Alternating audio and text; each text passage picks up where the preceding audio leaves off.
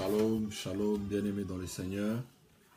Nous sommes dans la joie de se retrouver encore ce soir autour de la parole de Dieu, grâce à cette conférence que le Seigneur a dû inspirer à son serviteur Blanchard, pour que nous puissions bien évidemment avoir un petit moment d'édification, de partage de la parole de Dieu. Je suis votre frère, l'évangéliste, d'autres encore peuvent dire pasteur. Nous ne sommes pas très attachés au titre. Donc je suis votre frère, donc le serviteur de Dieu, Junior Emery Mundele. Donc je suis serviteur au sein de l'église, le centre évangélique La Puissance de la Résurrection. C'est là que nous essayons de travailler, également de faire accroître notre foi par la grâce de Dieu. Alors comme je le disais, donc vous êtes très nombreux à se connecter pour que nous puissions bien évidemment partager la parole de Dieu. Et ce soir, nous sommes dans la joie encore une fois de se retrouver. Et en tout cas, nous voulons profiter de ces moments pour partager la parole de Dieu. Comme vous le savez, nous sommes croyants. Nous ne pouvons rien faire sans pour autant demander l'assistance de Dieu. Alors, je veux vous inviter, partout où vous êtes, j'aimerais bien vous inviter juste à un petit moment de prière et par la suite, nous partagerons la parole de Dieu. Nous voulons prier le Seigneur. Dieu notre Père, nous te rendons encore de multiples actions de grâce pour ton amour, ta grâce, ta fidélité et ta bonté. Merci parce que tu nous accordes encore ce soir, ô Dieu, le privilège d'être compté parmi les vivants. Merci parce que ce soir, tu nous accordes encore la grâce et le privilège, Seigneur, d'être comptés parmi les enfants de Dieu. Et par-dessus tout, tu nous accordes encore la grâce d'être affermis et édifiés dans notre foi. Seigneur, pendant que nous voulons partager ta parole, l'Esprit de Dieu qui a inspiré cette parole, je prie que l'Esprit de Dieu puisse nous faire comprendre tes Écritures, que l'Esprit de Dieu puisse ouvrir nos cœurs afin que ta parole pénètre notre vie. Que l'Esprit de Dieu puisse se servir de cette parole, Seigneur, qui vient de toi, afin de transformer notre vie radicalement à l'image de Jésus. Que tous ceux qui nous suivent partout dans les nations, Seigneur, soient richement bénis, Seigneur. Nous voulons être un instrument entre tes mains. Tu sais que nous sommes faibles, nous ne savons pas parler, nous ne savons pas prêcher. Alors nous voulons faire les choses selon toi, Éternel des armées. Que la louange et la gloire te soient rendues, toi le Dieu qui ne change pas. Toi le Dieu qui n'a ni commencement de vie ni fin de jour. Toi le Dieu dont le nom est l'Éternel des armées. C'est au nom de Jésus-Christ de Nazareth, notre Sauveur et notre Seigneur, que nous avons ainsi prié. Amen. Bienvenue, bien-aimés dans le Seigneur, dans notre conférence, la conférence en ligne, dont le thème est « Jésus-Christ revient bientôt ». Alors, comme vous le savez, le Seigneur a dit dans les évangiles, quel est donc le serviteur fidèle et prudent que le Maître a établi sur les gens, c'est-à-dire sur son peuple, afin de pouvoir donner la nourriture au temps convenable. À chaque temps, à chaque période, correspond une nourriture bien déterminée.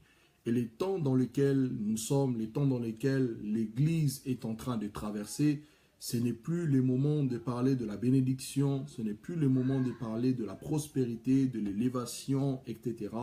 Mais c'est le moment de parler d'un seul message qui est de préparer les enfants de Dieu au retour imminent de Jésus-Christ, notre Seigneur et notre Sauveur.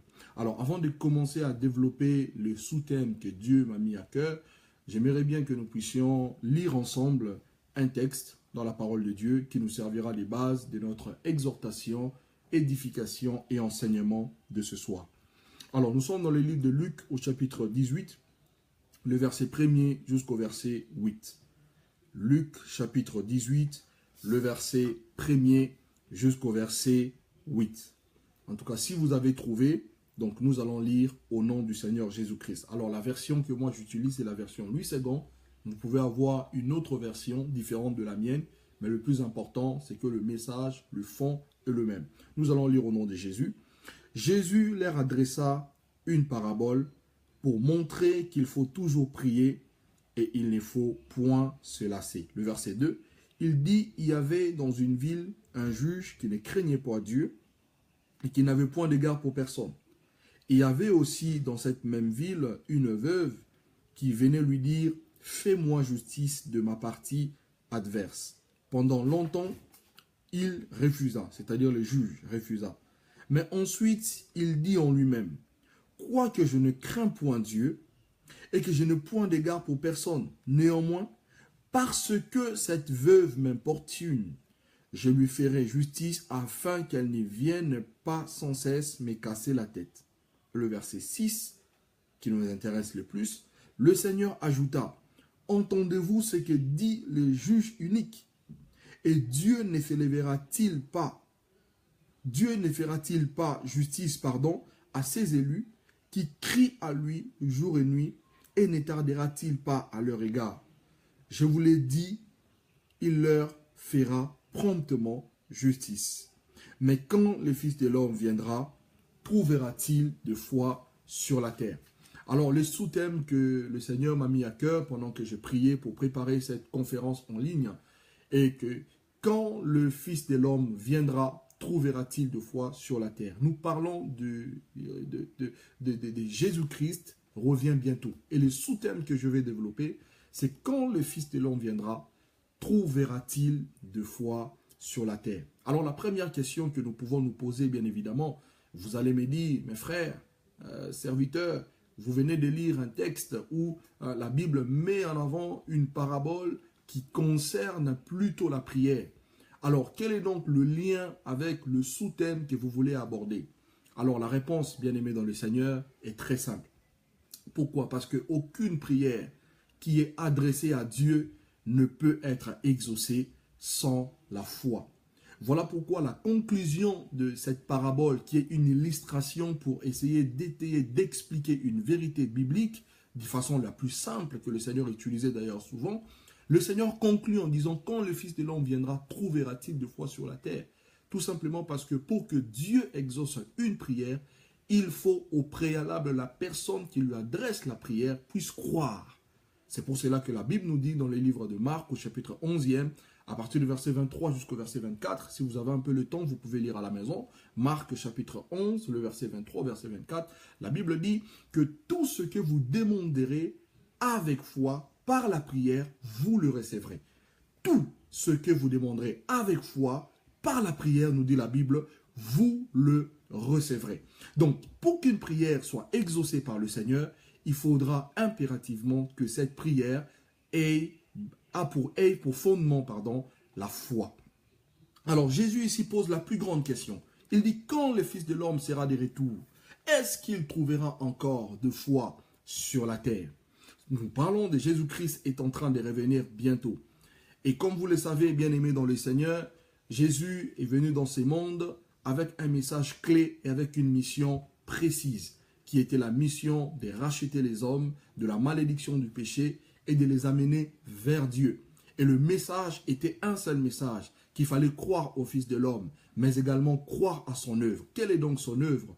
Qui est la mort expiatoire comme un animal à la croix de Golgotha, pour racheter nos péchés, pour prendre notre place, nous qui étions perdus, nous qui avons, nous étions péchés, il a pris notre place comme un agneau, de manière à ce que nous puissions être sauvés tout simplement par la foi en lui.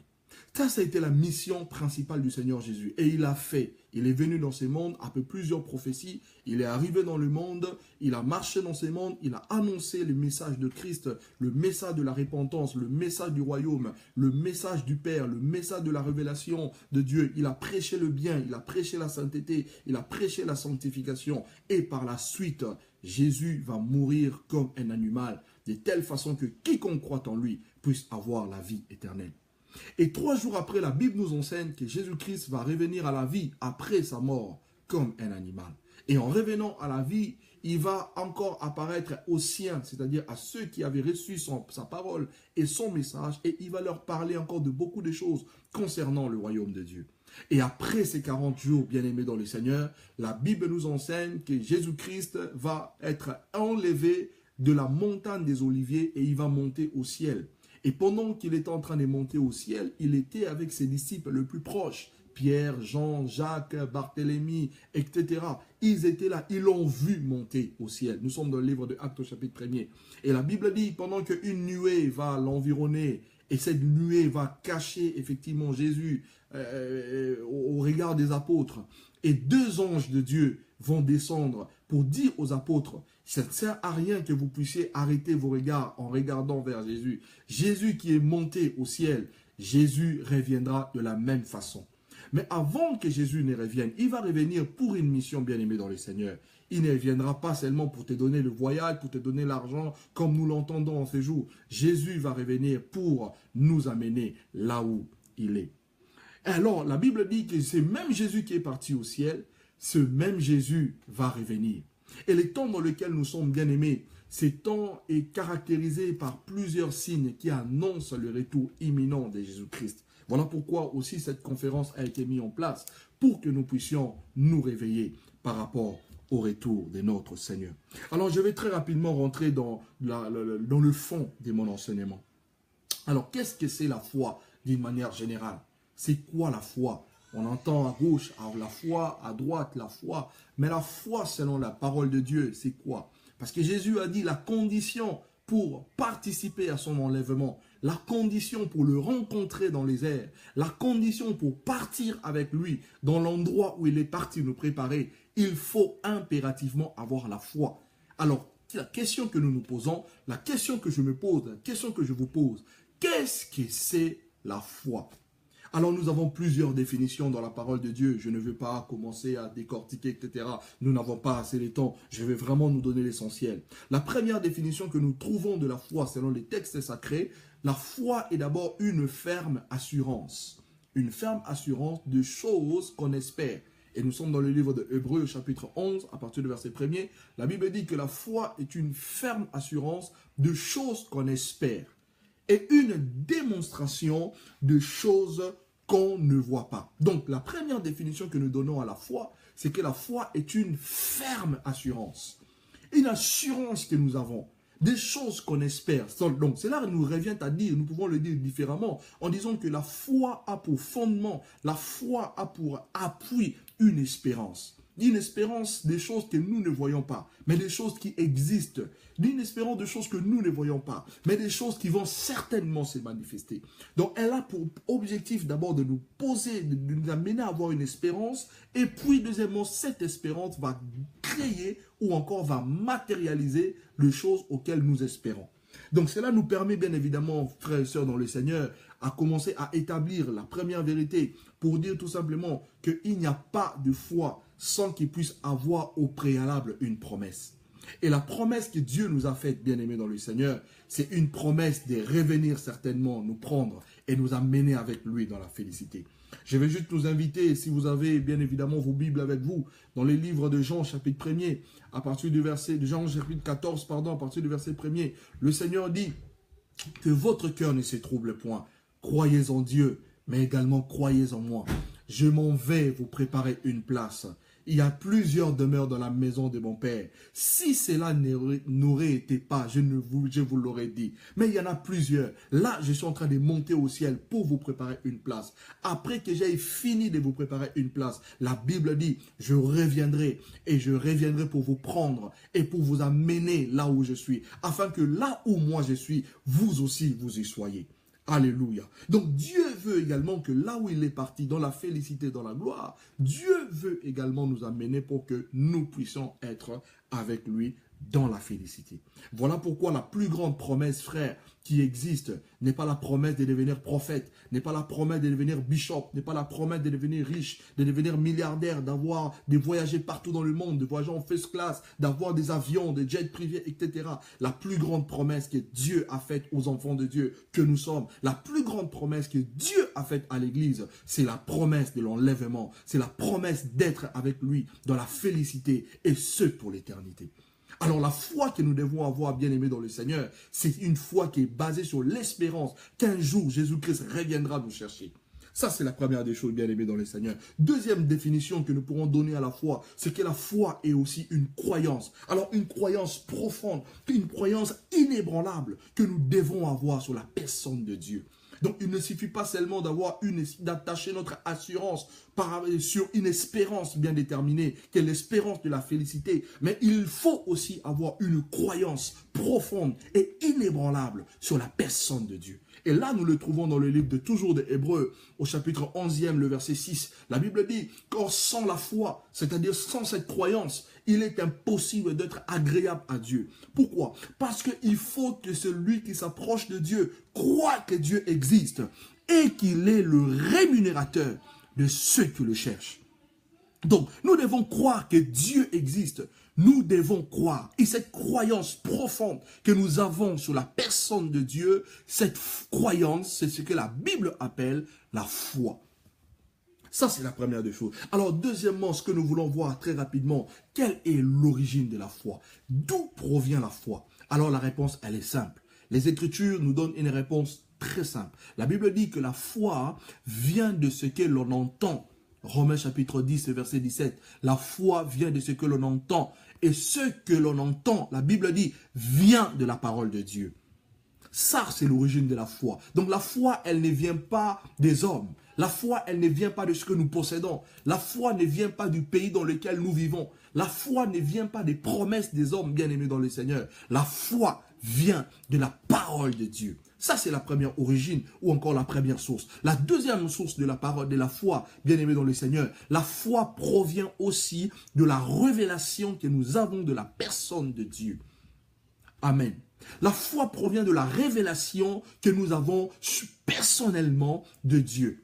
Hébreux chapitre 12, le verset 2, la Bible dit « Ayant le regard fixé sur Jésus, lui qui suscite la foi, lui qui crée la foi, lui qui engendre la foi et qui l'amène à la perfection. » Alors c'est lui qui réussit à regarder Jésus. C'est lui qui réussit à voir Jésus dans sa dimension de Dieu. C'est lui qui réussit à regarder Jésus dans sa divinité. Cette personne-là ne peut qu'avoir la foi. Parce qu'il ne va pas voir Dieu comme tous les hommes le voient. Il ne va pas concevoir Dieu comme tous les hommes peuvent les concevoir. Il les conçoit dans sa divinité et dans sa manifestation réelle. Ça, c'est les origines de la foi. Et lorsque la parole de Dieu, bien-aimé dans le Seigneur, parle de la foi, la Bible veut parler au fait de plusieurs choses en même temps. Premièrement, lorsque la Bible parle de la foi, la Bible veut mettre en avant la croyance. La croyance, frères et sœurs bien-aimés dans le Seigneur, cette croyance, c'est tout être humain qui l'a. Donc tu n'as pas forcément besoin d'être chrétien pour avoir une certaine croyance en toi. Ça veut dire que même si tu n'es pas chrétien, tu peux croire à ton père, tu peux croire à ta mère, tu peux croire à ton projet, tu peux croire à ton pasteur, tu peux croire à ton église, tu peux croire à ton business, tu peux croire. Cette foi-là, le premier type de foi que la Bible présente, c'est d'abord une croyance. Et cette croyance, bien aimée dans le Seigneur, on n'a pas besoin d'être chrétien pour l'avoir. Et la Bible même va plus loin en disant que cette croyance, même les démons, les esprits mauvais ont cette croyance. Jacques chapitre 2, le verset 19, la Bible dit que les démons connaissent qui est Jésus. Les démons croient qui est Jésus. Et les démons en tremblent. Ils connaissent qui est Dieu. Ils savent qui est Dieu. Ils croient qui est Dieu. Mais les démons, par conséquent, tremblent. Là où nous adorons Dieu, là où nous louons Dieu parce que nous avons connu que les démons tremblent. C'est pour cela que la Bible dit aussi que rien n'est impossible à Dieu et à tout celui qui croit. Un étudiant qui part à l'école, qui étudie, qui travaille, s'il croit à ce qu'il est en train de faire, quand il ira passer son examen, il réussira. On n'a pas forcément besoin d'avoir Dieu pour avoir cette foi. Et ça, c'est le premier type de foi que nous trouvons dans la Bible, dans la parole de Dieu. Deuxième type de foi, frères et sœurs, que nous avons dans la parole de Dieu, la Bible présente la foi comme étant la source du salut. Et là, nous sommes dans le livre, bien évidemment, le livre de Éphésiens, chapitre 2, à partir du verset 8, par exemple. La Bible dit, c'est par la grâce que nous sommes sauvés, au moyen de la foi. C'est par la grâce que Dieu nous a sauvés, au moyen de la foi. Et la Bible dit que cela ne vient pas de nous, cela est un don de Dieu. Voilà pourquoi, bien-aimé dans le Seigneur, là où tu es, tu dois te réjouir parce que tu as reçu le don le plus excellent, qui est le don du salut. Pendant que le diable sait que sa finalité sera l'enfer, la finalité serait la perdition éternelle, pendant que le diable sait pertinemment toutes les personnes qu'il est en train d'aveugler, en ce jour même, toutes les personnes qu'il est en train de mentir, toutes les personnes qu'il est en train de séduire, il sait que leur finalité serait la perdition éternelle, ils vont brûler pour l'éternité. Mais nous, Dieu nous a fait le don, Dieu nous a fait la grâce d'avoir la foi, de manière à ce que nous puissions échapper à la colère à venir. Ça, c'est la deuxième des choses, bien aimés dans le Seigneur. C'est la foi comme source de salut. Nous croyons que Jésus est notre Sauveur. Nous croyons que Jésus est notre Maître. Nous croyons que Jésus est notre Seigneur. Nous croyons que nous sommes pécheurs, séparés de Dieu par notre état et par notre nature. Mais lui, il a pris notre place pour que nous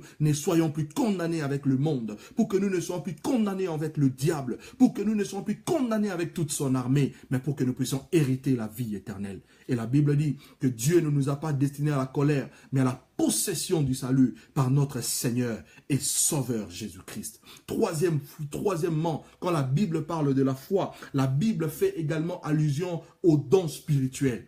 Amen. La Bible fait également allusion aux dons spirituels. La Bible dit qu'il existe plusieurs dons spirituels. Il y en a neuf particulièrement. Nous sommes dans le livre de 1 Corinthiens au chapitre 12e. La Bible dit aux uns est donné le don de parler en langue, à d'autres est donné le don de prophétie, à d'autres est donné le don d'interpréter les langues, à d'autres est donné le don de révélation, c'est-à-dire le don de la parole des connaissances, le don de la parole des sagesse, le don de discerner des esprits mauvais, le don de la prophétie. Mais la Bible parle aussi le don de foi, qui est une démonstration surnaturelle de la puissance de Dieu, une capacité surnaturelle de croire à la puissance de Dieu. C'est pour cela que Jésus a dit, si vous avez la foi, simplement comme le grain de sénévé, vous direz à cette montagne, ôte-toi de là et jette-toi à la mer, et c'est là vous obéira. Jésus a dit, si vous avez la foi, vous direz à ces sycomores, déracine-toi, et c'est là vous obéira. Et l'apôtre Paul explique bien ces choses. Il dit, quand bien même je parlerai les langues des hommes et des anges, si je n'ai pas l'amour, je ne suis rien. Il dit, quand bien même j'aurai toute la foi pour déplacer les montagnes, cette foi est le mobile de la puissance de Dieu. Cette foi est le mobile de la manifestation et de la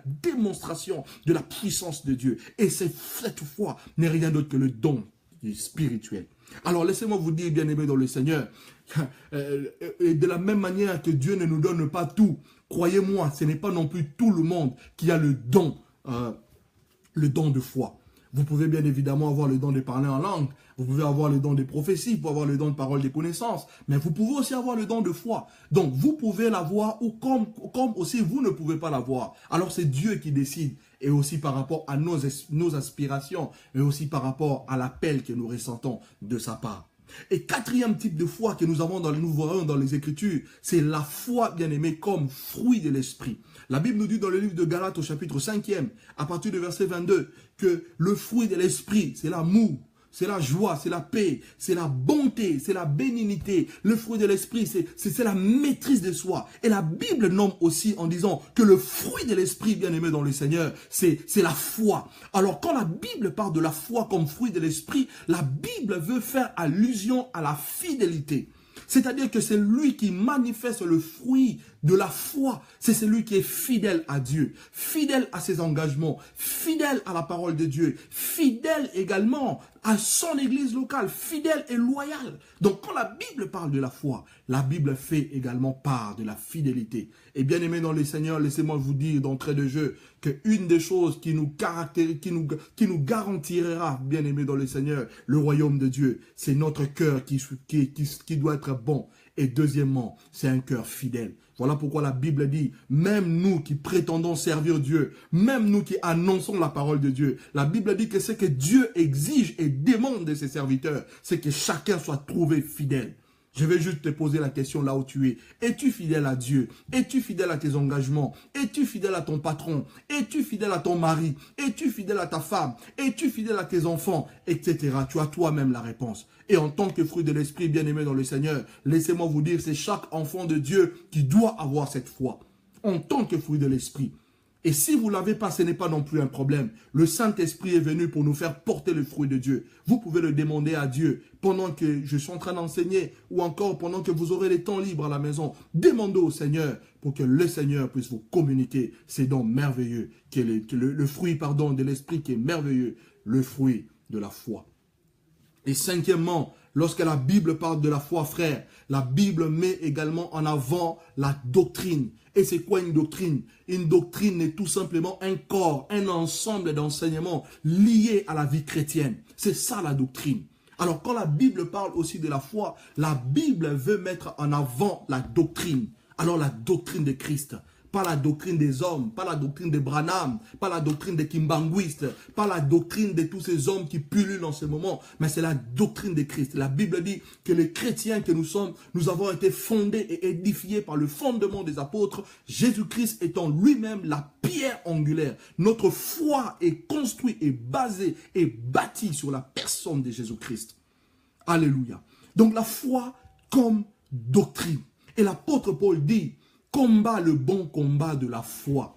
Et nous sommes arrivés à un temps, frères et sœurs, bien-aimés dans le Seigneur, où la foi est en train de disparaître. C'est-à-dire cette doctrine, cette sainte doctrine, cet évangile pur de Jésus que Jésus nous a laissé, que les apôtres nous ont laissé, c'est un évangile qui est en train de disparaître. Pourquoi? Parce que le temps dans lequel nous vivons, je vais tout à l'heure développer cela, le temps dans lequel nous vivons sont des temps difficiles. Et Jésus l'avait annoncé. La Bible dit que dans les derniers temps, il y aura des temps difficiles. Dans les derniers jours, il y aura des temps difficiles. Et le temps dans lequel nous vivons fait partie des derniers jours. Et malheureusement, nous vivons aussi des temps très difficiles. Alors, un des combats que l'ennemi est en train de déclencher dans le temps dans lequel nous vivons, c'est un combat de la foi. Alors, laissez-moi vous dire, bien-aimés dans le Seigneur, par rapport à toutes les définitions que je nous ai données de la foi chrétienne, de la foi. Alors, une des fois que nous devons toujours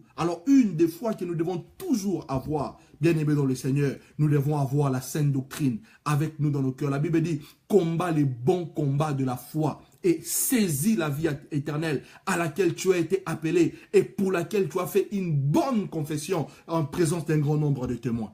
Donc nous devons veiller sur la doctrine. Et l'apôtre Paul va plus loin en disant à son fils spirituel Timothée, il dit veille sur toi-même et sur ton enseignement, c'est-à-dire sur ta doctrine. Car en faisant cela, tu te sauveras toi-même et tu sauveras ceux qui t'écoutent. La doctrine que nous avons reçue de Dieu, la doctrine de Christ, frère, il n'y a pas de salut en dehors de Jésus. La doctrine de Christ, bien-aimé dans le Seigneur, c'est qu'il n'y a pas de délivrance en dehors du nom de Jésus. Jésus est la seule personne capable de nous donner le Saint-Esprit. Jésus est la seule personne capable de nous délivrer. Jésus est la seule personne capable de nous amener au ciel. Jésus est la seule personne capable de nous donner le pouvoir de vaincre la chair et de vaincre le péché qui vit en nous.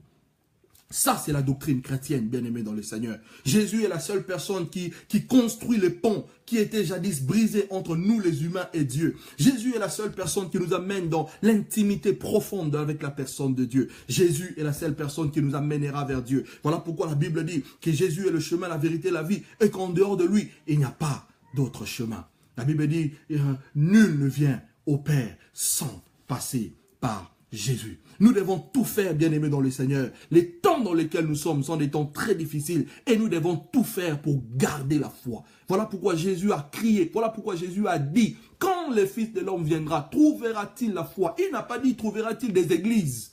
Il n'a pas dit, trouvera-t-il des hommes et des femmes qui portent des titres? Prophètes, apôtres, archibishops, etc. Jésus n'a pas dit ça. Il n'a pas dit, trouvera-t-il des hommes riches? Il y en aura certainement. Il n'a pas dit, trouvera-t-il des hommes qui auront des propriétés à gauche, à droite? Il y en aura certainement. Il n'a pas dit, trouvera-t-il des hommes mariés? Il y en aura certainement. Il n'a pas dit, trouvera-t-il des hommes qui auront les enfants? Il y en aura certainement. Mais Jésus a dit, est-ce que quand je reviendrai, trouverait-il la foi sur la terre? Cela nous amène, bien-aimés dans les Seigneurs, à dire une chose, que pour participer à la rencontre glorieuse avec Dieu dans l'éternité, il faut impérativement avoir la foi. Alors par rapport à tout ce que nous venons déjà de partager en introduction, bien aimés dans les Seigneurs, je n'aimerais pas vous exciter, je n'aimerais pas non plus que vous dites là où vous êtes, que les bien-aimés, ils parlent de bonnes choses, mais j'aimerais bien vous amener vers Dieu, j'aimerais bien vous amener vers la réalité de votre vie et aussi vous amener vers le changement. Vous pouvez vous poser la question, par rapport à tout ce que le bien-aimé est en train de nous dire, est-ce que j'ai encore la foi? Est-ce que je me tiens encore devant Dieu? Est-ce que je respecte encore le principe et le précepte de Dieu? Et vous-même, avec votre propre conscience et votre cœur, vous avez la réponse. Amen. Et Jésus a dit, quand le Fils de l'homme viendra, trouvera-t-il de foi sur la terre? Et je nous l'ai dit en introduction, bien-aimés dans le Seigneur, c'est que nous vivons les temps de la fin. Jésus-Christ est en train réellement d'arriver. Et si vous êtes spirituel, et si vous êtes aussi attaché à la parole de Dieu, à la sainte doctrine, bien-aimés dans le Seigneur, vous comprendrez que tous les signes qui annoncent l'avènement de Jésus-Christ sont là et s'accomplissent sous nos yeux. Mais qu'est-ce qui se passe? C'est que le diable est en train de travailler davantage pour aveugler les gens. Même nous qui nous prétendons chrétiens, le diable est en train de travailler pour nous aveugler. Mais laissez-moi nous dire, c'est pour cela que cette conférence a été mise en place. C'est pour cela que Dieu suscite des hommes et des femmes à gauche, à droite, pour dire à son église qui s'endort, réveille-toi, car l'époux est à la porte. Amen. Alors, quel est l'état de l'église au retour de Jésus? Je l'ai dit au début, qu'il n'y a pas de foi, c'est-à-dire qu'il n'y a pas d'espérance sans la promesse. Et la promesse que Dieu a donnée à l'église, j'aimerais bien vraiment, frères et sœurs, là où vous êtes, que vous m'entendez très bien, la promesse que Dieu a donnée à l'église, ce n'est pas de vous donner un mari, ce n'est pas de vous donner une femme, ce n'est pas de vous donner des papiers si vous êtes étranger ici en France ou en Europe, ce n'est pas de faire de vous un grand homme, un PDG, un milliardaire, etc. Ce n'est pas que vous deveniez pasteur, que vous deveniez prophète, que vous ayez des églises. Dieu n'en a rien à faire. La promesse que Dieu nous a faite, c'est la promesse de la félicité, de l'éternité dans la présence glorieuse de Dieu. Et Dieu sait que l'église, dans les derniers temps, c'est une église qui va passer par des moments difficiles. Voilà pourquoi l'apôtre Paul, sous l'inspiration de l'Esprit, nous a dit dans le livre de 1 Timothée au chapitre 1er, à partir du chapitre 4, à partir du verset 1er, il dit, mais l'Esprit dit expressément que dans les derniers jours, beaucoup abandonneront la foi pour s'attacher à des esprits séducteurs et à des doctrines des démons. Donc nous l'avions dit et nous l'avions compris, bien-aimés dans le Seigneur, que l'Église est en train de vivre ces dernières secondes sur la terre. Donc nous sommes bien évidemment dans les derniers temps. Et la Bible dit, frère, par le Saint-Esprit, que ce dernier temps serait caractérisé par l'abandon de la foi. Or, Jésus viendra chercher une église qui a la foi. Jésus viendra chercher une des hommes et des femmes qui ont la foi, c'est-à-dire qui ont la doctrine de Christ et qui croient profondément à la personne de Dieu comme étant leur sauveur et leur Seigneur personnel.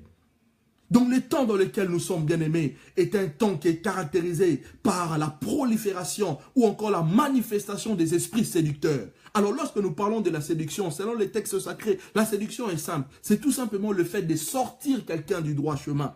Et toute la stratégie et toute l'énergie du diable est mobilisée, bien-aimés dans le Seigneur, dans le but de nous sortir du droit chemin, dans le but de nous détacher de Dieu. Parce que leur travail, c'est de nous détacher de Dieu.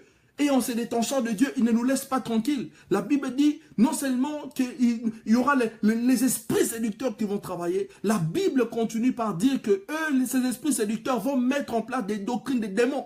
Et ces personnes qui abandonneront la foi s'attacheront à ces mauvaises doctrines. Et c'est ce qui est en train d'arriver et c'est quelque chose que nous sommes en train de vivre dans ces temps ici, bien aimés. Regardez tous ces scandales qui se passent dans le monde. Regardez le taux de péché qui est en train d'augmenter. Regardez la croissance du mal, bien aimé, dans le monde.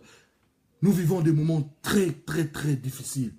Et si vous êtes spirituel, vous comprendrez avec moi que la pression, elle est grande. Plus nous avançons, plus la pression démoniaque, la pression des esprits sont grandes dans le but de nous sortir du droit chemin, c'est-à-dire dans le but de nous détacher de la foi et de nous détacher de Jésus. Et j'aimerais bien t'encourager, frères et sœurs, peu importe ce que tu peux vivre, peu importe le chemin par lequel tu peux être en train de passer, peu importe les difficultés dans lesquelles tu peux te retrouver, bien-aimé dans le Seigneur, n'abandonne pas la foi et n'abandonne pas Jésus.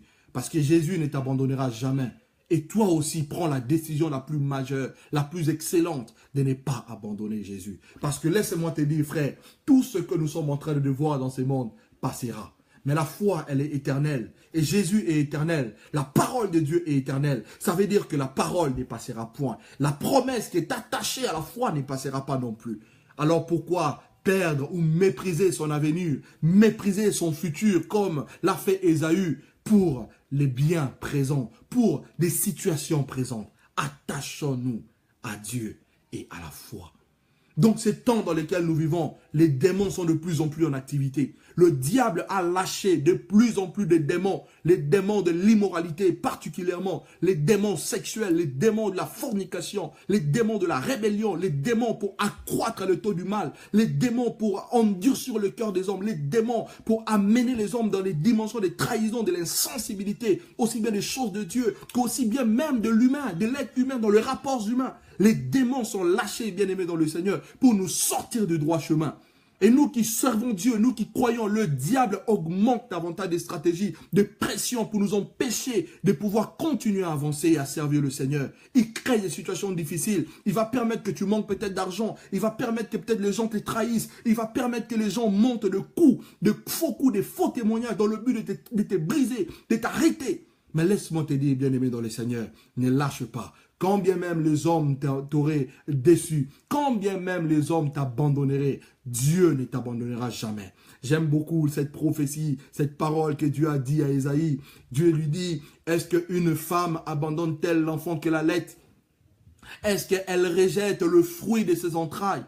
Dieu suppose, il dit, quand bien même la femme abandonnerait l'enfant qu'elle allait, Dieu jure en disant, moi l'Éternel Dieu, je ne t'abandonnerai jamais. Je préfère la compagnie de Dieu que la compagnie des hommes bien-aimés dans le Seigneur. Je préfère être avec Dieu qu'être avec les hommes. Et si Dieu est avec toi, rassure-toi, c'est le succès qui est avec toi. C'est la victoire qui est avec toi. C'est la percée qui est avec toi. Voilà pourquoi je t'exhorte, bien-aimé dans le Seigneur, ne lâche pas, n'abandonne pas. Alors ces esprits ont un but, c'est de détruire. Comme nous le savons, le diable ne vient que pour voler, égorger et détruire. Ces esprits ont un but, c'est de détruire. Alors de détruire ta relation avec Dieu, de tuer la foi dans ton cœur. Parce qu'il sait que si ta foi est tuée, tu deviens comme eux. Et par conséquent, tu auras le même sort, la même finalité que eux. Et deuxièmement, l'apôtre Paul nous dit que ces esprits mettront en place des doctrines des démons. Bien-aimés, l'évangile que Jésus a donné, l'évangile que Jésus nous a donné, c'est un évangile de vie, c'est un évangile de paix, c'est un évangile de bonheur, c'est un évangile de grâce, c'est un évangile de victoire. Cet évangile-là, lorsque tu reçois la personne de Jésus dans ton cœur, tu n'es plus lié par un mari de nuit, par des femmes de nuit. La puissance du mal est brisée lorsque tu reçois Jésus. Alors, quelle est donc cette doctrine? Quels sont donc ces enseignements que les hommes apportent nuit et jour? Délivrance, délivrance, délivrance. La Bible dit, si quelqu'un est en Christ, il est devenu une nouvelle création. Les choses anciennes sont passées. Voici toutes choses sont devenues nouvelles. La Bible dit qu'il n'y a plus de condamnation pour ceux qui sont en Jésus. Car la loi de l'esprit de vie en Christ nous a libérés et affranchis de la loi du péché et de la loi de la mort. Donc, on n'a pas besoin d'aller voir des hommes de Dieu et des hommes de Dieu et des hommes de Dieu pour la délivrance. À moins que l'on n'ait pas fait une rencontre sincère et véritable avec la personne de Jésus. La doctrine des démons, on va te montrer toujours que tu es pécheur, que tu as besoin de la repentance. Non, bien-aimé dans le Seigneur, nous avons le sang de l'agneau. Nous avons le sang de Christ qui nous a lavés. La Bible dit que si nous confessons de nos bouches nos péchés, il est fidèle et juste pour nous pardonner et pour nous purifier de toute iniquité. Ça, c'est la bonne nouvelle. Donc, lorsque nous tombons dans le péché, on n'a pas besoin, voilà, de trébucher. C'est vrai, Dieu n'aime pas le péché. Mais nous sommes hommes, nous sommes faibles, nous sommes faits de chair. Lorsque nous avons des moments de faiblesse, nous avons le sang de l'agneau qui parle mieux que le sang d'Abel. C'est le sang qui nous purifie, c'est le sang qui nous lave. Mais quelle est donc cette doctrine? Quels sont donc ces enseignements où on va te montrer que tu es toujours lié par le péché de tes grands-pères, le péché de tes parents? Bien aimé, il n'y a plus de condamnation lorsque vous donnez votre vie à Christ. Vous n'appartenez plus à la lignée de votre famille. Vous n'appartenez plus à la lignée des démons qui ont fait l'alliance avec votre famille. Mais vous appartenez à la lignée de Christ. Et vous êtes rentrés dans l'alliance la plus excellente et la plus spirituelle qui existe, qui est l'alliance du sang de l'agneau. Alors les doctrines des démons, bien aimés, ça pullule. On va vous dire, venez à Jésus, vous allez avoir l'argent. Bien aimés dans le Seigneur, vous n'avez pas besoin de Jésus pour avoir l'argent. Et la plupart des hommes riches de ce monde, ils n'ont pas Jésus. C'est des francs-maçons, c'est des satanistes, c'est des occultistes. Donc quand vous dites venez à Jésus, vous allez avoir... Ça, c'est la doctrine des démons. Et le but de ces enseignements, bien-aimés, c'est pour vous détacher de Dieu. Le but de ces enseignements, c'est pour vous plonger dans l'apostasie. Le but de ces enseignements, frères et sœurs dans le Seigneur, c'est pour détruire votre foi. Or, nous l'avions vu et nous l'avions dit au tout début, que ceux-là qui participeront à l'enlèvement, c'est des hommes et des femmes qui ont la foi en Jésus. Alors, quelles sont ces doctrines des démons? Où on va vous dire qu'il existe des hommes qui sont plus spéciaux que les autres. Que ceux-là qui sont pasteurs, excusez-moi, je suis dans le ministère, je ne veux pas dénigrer ou minimiser le travail que nous faisons. Mais sauf que nous voyons et nous constatons aussi qu'il y a beaucoup de fausses doctrines et beaucoup d'hérésies qui rentrent dans les églises. Où on va vous faire croire qu'un pasteur, un prophète, un évangéliste est plus grand qu'un simple chrétien. Ou qu'un évangéliste prie, Dieu le coûte plus qu'un simple chrétien, c'est faux. Bien-aimés dans le Seigneur, nous avons tous accès au sanctuaire, si du moins nous avons cru en Jésus et nous avons reçu le Saint-Esprit. L'Esprit de Dieu, c'est l'Esprit qui nous aide à crier Abba Père. L'apôtre Paul révèle l'Esprit en disant que c'est l'Esprit qui marque en nous les témoignages de Dieu. La Bible dit que l'Esprit lui-même rend témoignage dans notre esprit que nous sommes enfants de Dieu. Dieu n'est pas seulement le Dieu des pasteurs. Dieu n'est pas seulement le Dieu des évangélistes. Dieu n'est pas seulement le Dieu des apôtres. Dieu est le Dieu de tous ceux qui ont cru en Jésus et qui ont reçu le Saint-Esprit. Voilà pourquoi la Bible nous dit, si quelqu'un n'a pas l'Esprit de Dieu, il n'appartient pas à Dieu. Alors la doctrine des démons va tout centraliser sur l'homme.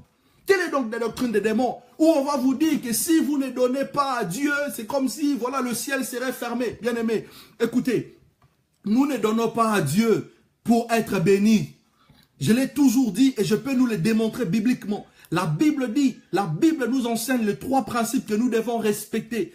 Le don, les offrandes, les dîmes que nous pouvons donner à Dieu est un principe que Dieu a établi au même titre que la prière, au même titre que le jeûne. Jésus a dit quand vous priez, Jésus a dit quand vous jeûnez, Jésus a dit quand vous donnez. Donc nous donnons à Dieu parce que c'est un principe. Mais en même temps, Dieu étant juste.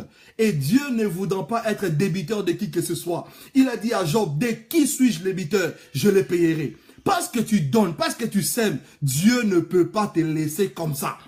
Alors Dieu ne peut que te bénir. Dieu ne peut qu'arroser le fruit de ton travail. Voilà pourquoi nous encourageons les gens à donner, à bénir, à donner à l'église, à bénir les enfants de Dieu, à bénir aussi les familles, nos parents, nos enfants, etc. Les relations que nous pouvons avoir. Parce que Dieu n'est pas seulement dans les églises, Dieu se retrouve aussi dehors.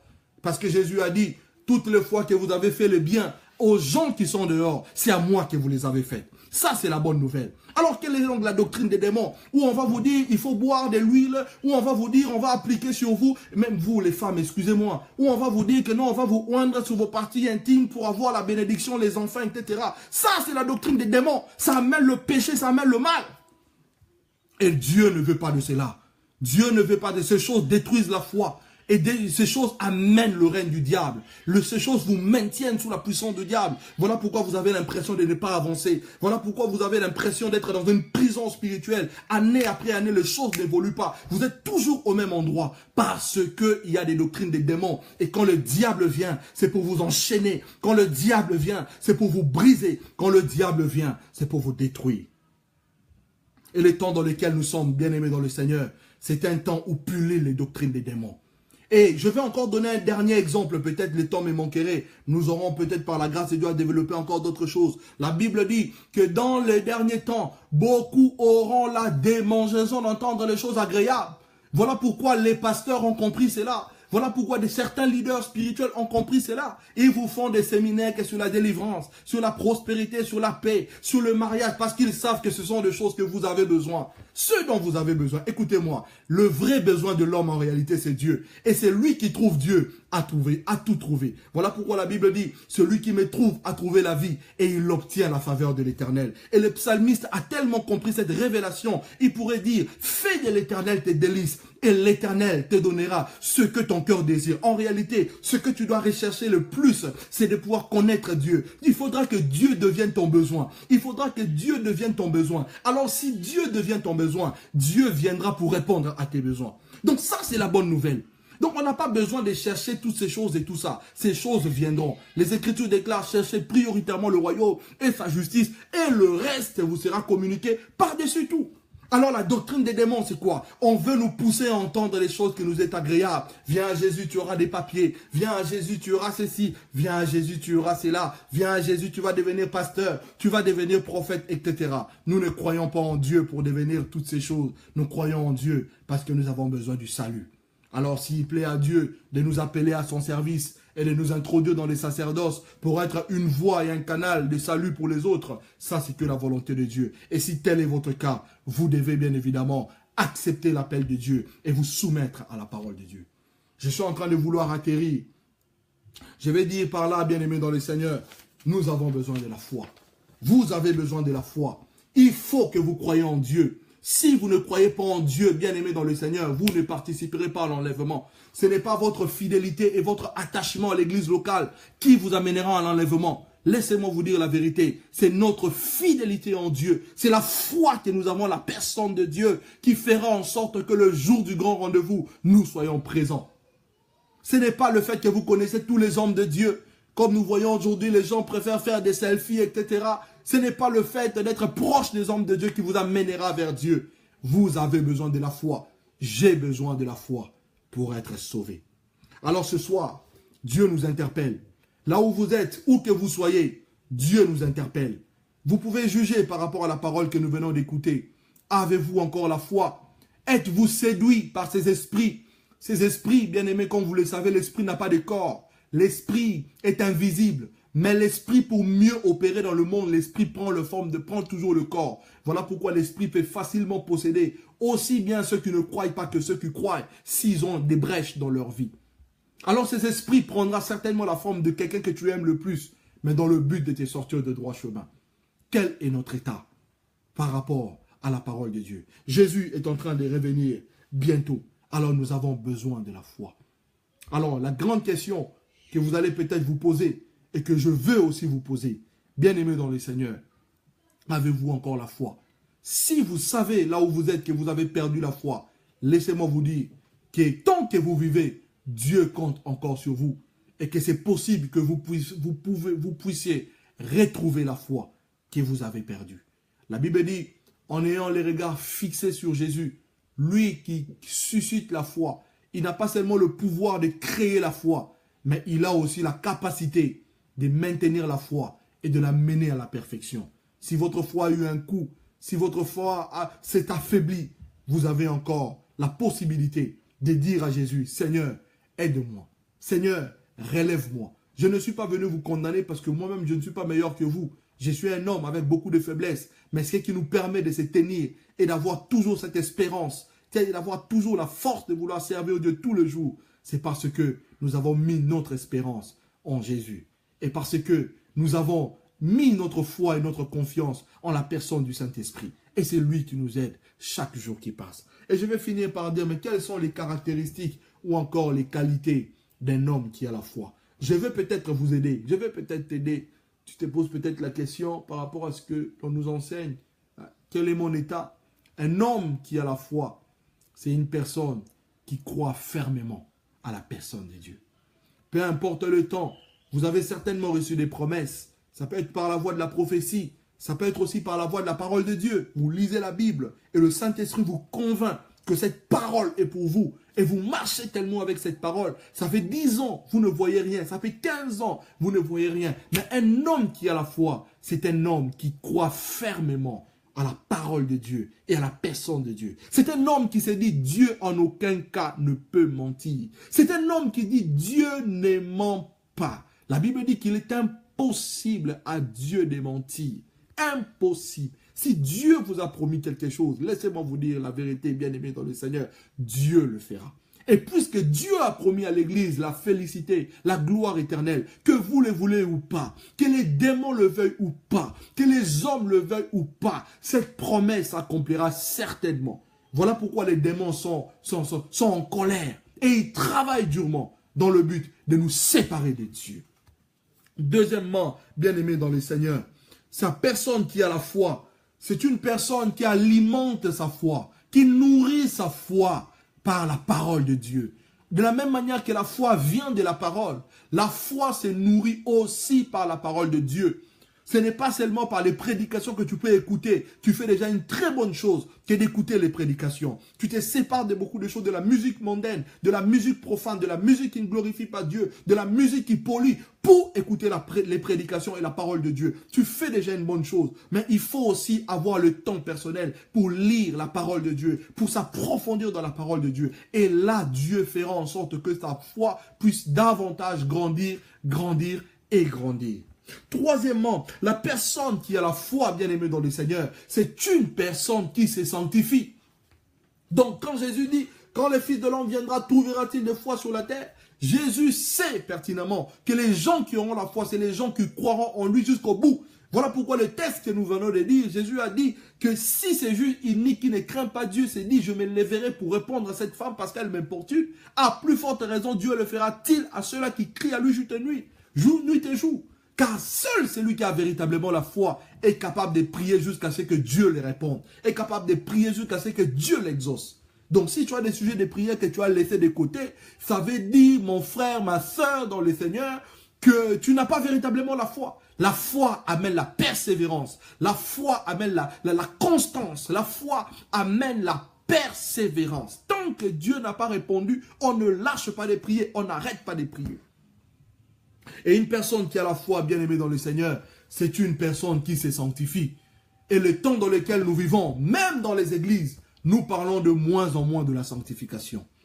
Bien-aimé, la Bible dit que sans la sanctification, personne ne verra Dieu. Dieu n'est pas effrayé ni impressionné par vos titres. Que vous soyez pasteur, que vous soyez prophète, que vous ayez des doctorats, Dieu n'en a rien à faire. Que vous soyez un homme influent, que vous ayez de l'argent, que vous ayez des relations, Dieu n'en a rien à faire. Une personne qui a la foi, c'est cette personne qui se sanctifie. La sanctification, qui est une séparation d'avec tout ce que Dieu considère sale et impur.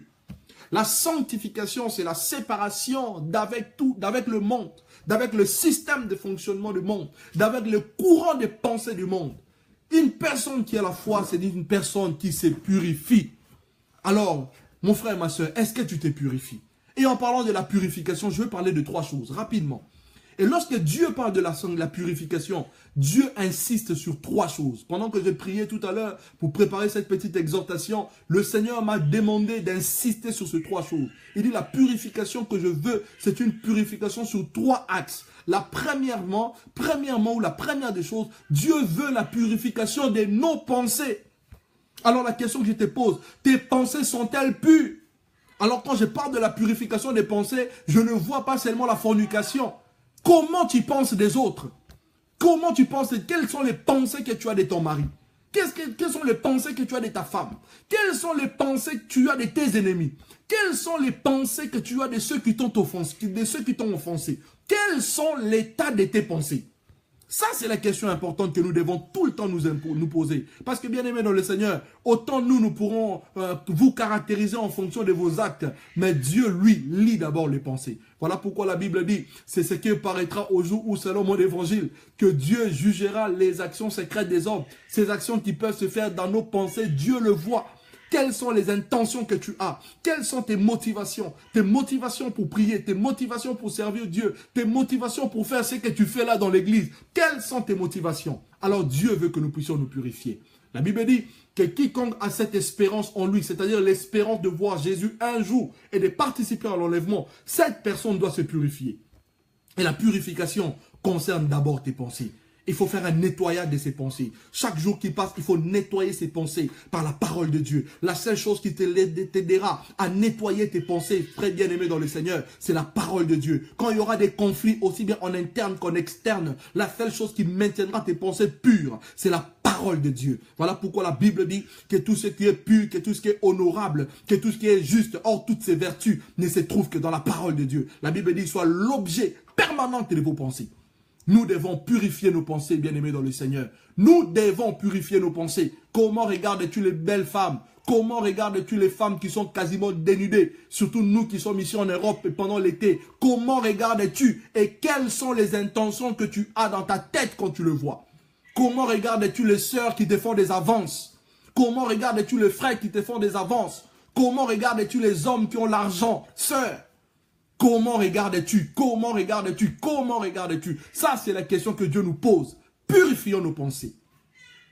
Deuxièmement, frères et sœurs, lorsque Dieu parle de la purification, Dieu met en avant la purification des paroles. Qu'est-ce qui sort de ta bouche? Qu'est-ce qui sort de la bouche? La Bible dit, de la même source ne peut pas sortir de l'eau amère et de l'eau salée, de l'eau douce et de l'eau amère. Généralement, par la même bouche, nous bénissons Dieu, nous adorons, nous prions en langue, surtout nous les chrétiens, nous sommes champions. Dans la religion, nous prions en langue, nous faisons, nous montrons que nous sommes. Mais d'ailleurs, comment nous parlons aux gens? Quand les gens nous parlent mal, quand les gens nous critiquent, comment les répondons-nous? Et Dieu veut que nous puissions purifier nos pensées, frères et sœurs. Autrement, il n'y a pas le ciel. Tout ce que nous faisons, c'est du cinéma. Tu as beau passer des heures et des heures à l'église, c'est du cinéma. La Bible dit, sans la purification, sans la sanctification, personne ne verra Dieu. Que vous soyez homme de Dieu ou pas, que vous soyez chrétien ou pas, que vous soyez païen ou pas, il faut la sanctification. Et Dieu veut une sanctification des paroles. Nous devons purifier nos paroles. Pas seulement en public, parce que souvent nous les faisons bien en public. Et ça, c'est la religion. Et je parle particulièrement aux chrétiens et à ceux-là qui servent, qui sont dans les sacerdoces. Généralement, nous parlons bien, nous travaillons cela pour impressionner les autres. Mais Dieu n'est pas impressionné par cela. Et laissez-moi vous dire, vous pouvez mentir à tout le monde, mais vous ne mentirez jamais à Dieu et jamais à votre conscience. Voilà pourquoi vous devez arrêter le cinéma. La purification des pensées, des paroles. Qu'est-ce qui sort de la bouche? La Bible dit qu'en tout temps, que des paroles assaisonnées de grâce sortent de tes lèvres. Et ça, c'est un combat que nous sommes tous appelés à mener, frères et sœurs, à purifier nos paroles.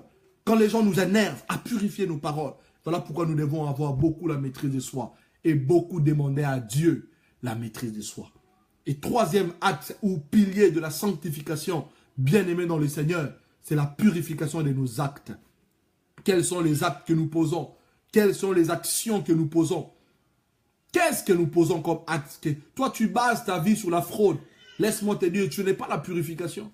Toi qui prends les femmes, la femme d'autrui, tu es un frère, tu n'es pas encore marié, tu as déjà 4, 5 fiancés. Ça, c'est pas la purification. Ça, c'est pas la sanctification. Tu prends quelque chose qui n'est pas à toi. Ça, c'est pas la sanctification. Quels sont les actes que nous posons? Détruire les autres pour construire son image. Ça, ce n'est pas la purification. Bien aimé, tu n'as pas besoin de détruire qui que ce soit pour paraître.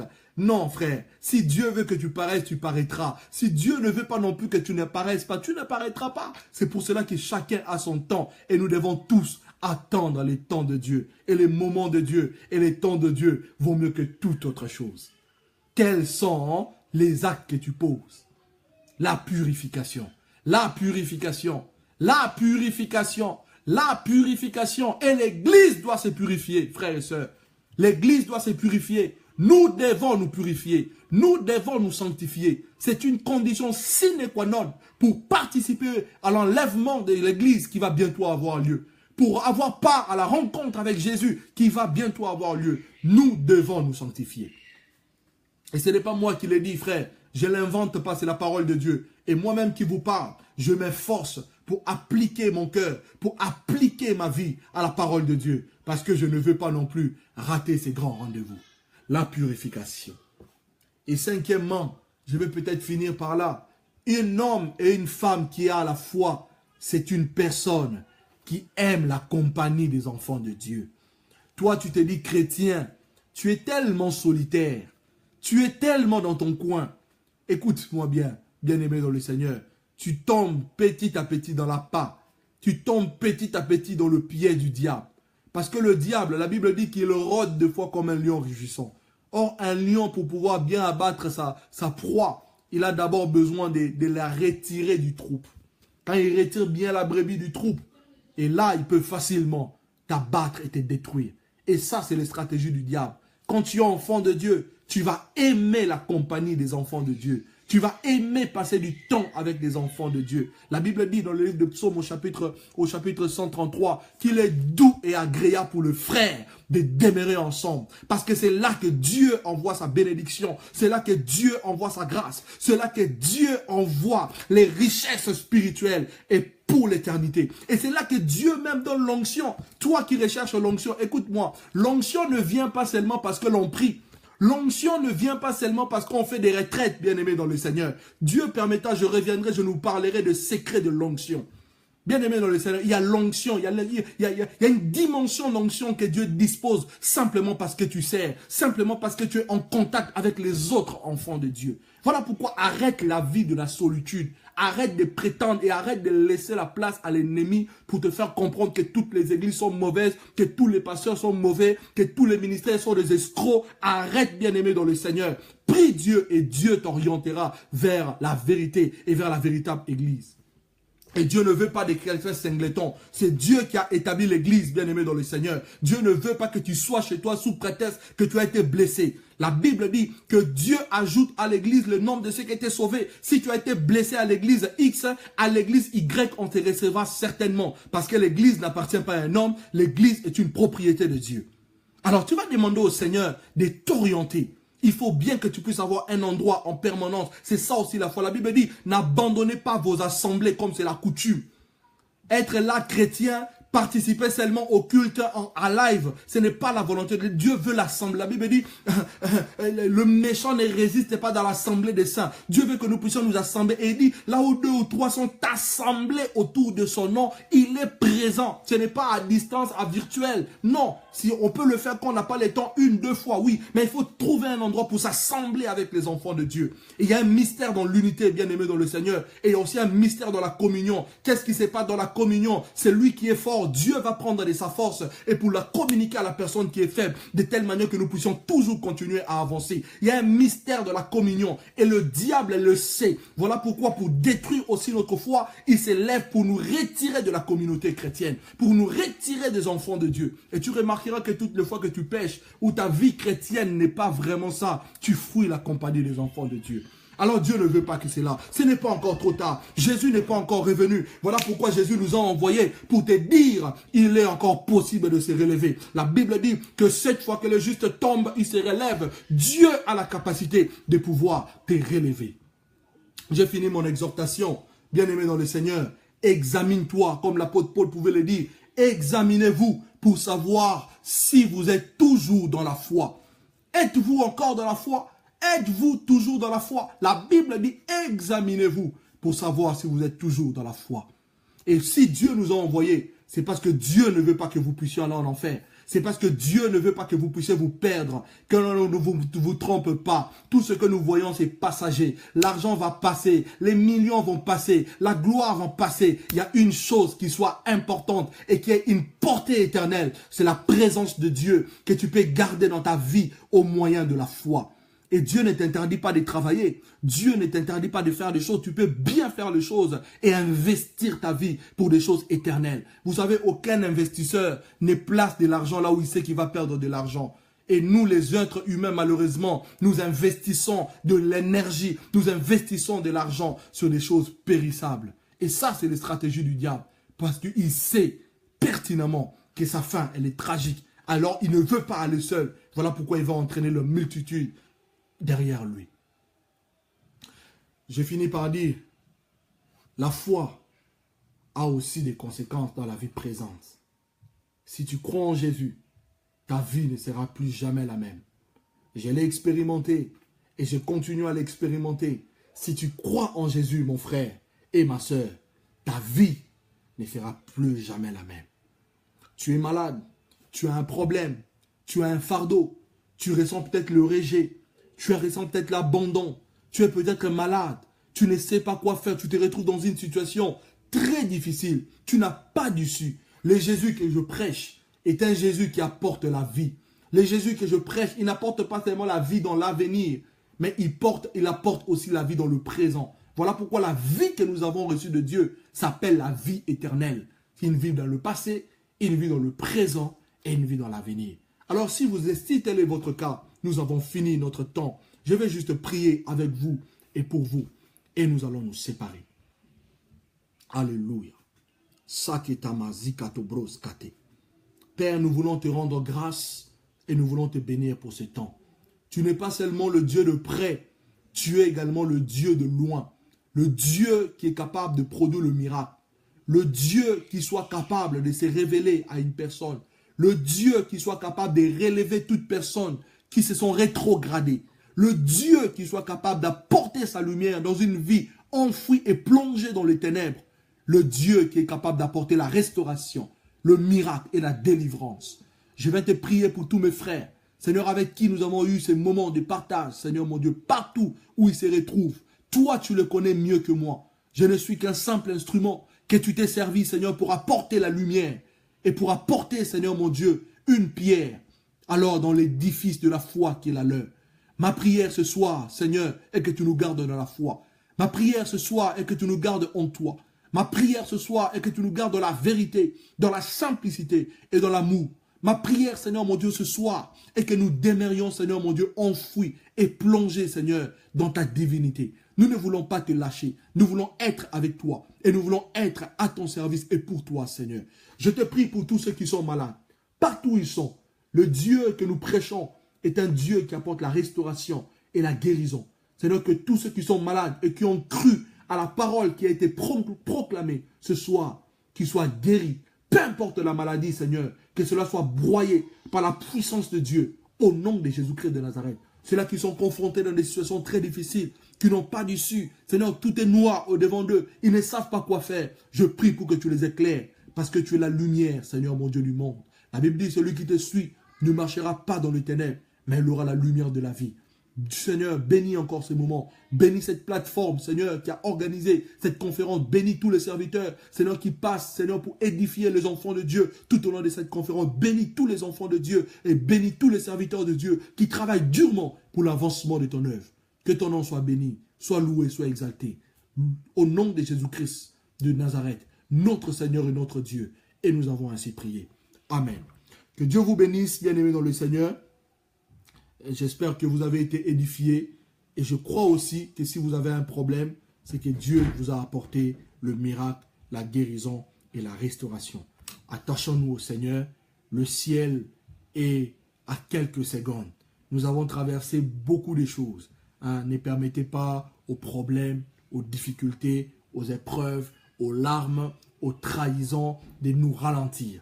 Attachons-nous au Seigneur, servons davantage le Seigneur, aimons Dieu, travaillons pour sa cause, cherchons davantage le Seigneur et le reste ne fera que se manifester en son temps. La volonté de Dieu à la volonté de Dieu est toujours liée un temps. Si Dieu a dit qu'il fera de vous un grand homme, laissez-moi vous dire, Dieu le fera certainement. Si Dieu a dit que vous sillonnerez le monde pour le servir, Dieu le fera certainement. Mais pendant que vous avez l'impression que les choses tardent, préparez votre cœur dans la simplicité, dans l'humilité, dans la pureté et dans la vérité. Que Dieu vous bénisse abondamment. C'était votre serviteur, le bien-aimé Junior Emery Mundele. Je suis votre serviteur. J'aime pas trop les titres. Nous servons Dieu par sa grâce et nous essayons d'édifier le corps de Christ. Que Dieu vous bénisse. Passez une très belle soirée et à très bientôt.